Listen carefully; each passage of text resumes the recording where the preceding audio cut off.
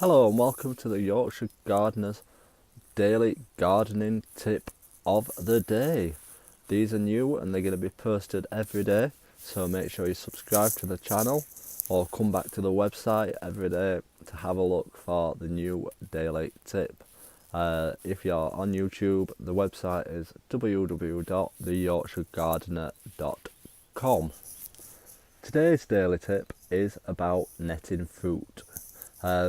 As it's starting to get warmer now, the fruit bushes, the fruit trees possibly, are starting to get the blossom and the flowers on them.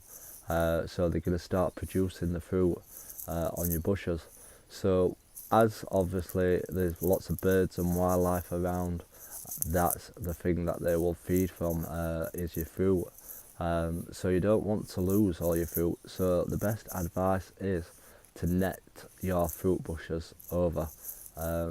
Make it easy so that you can easily take it off if you need to get to the plants. But you can buy cheap netting from any pound shops or supermarkets, and it's definitely worth the investment, as you don't want to lose all your fruit off your fruit bushes. You'll still get some if you don't net it, but the more that you net it, the more fruit you'll obviously get on your bushes.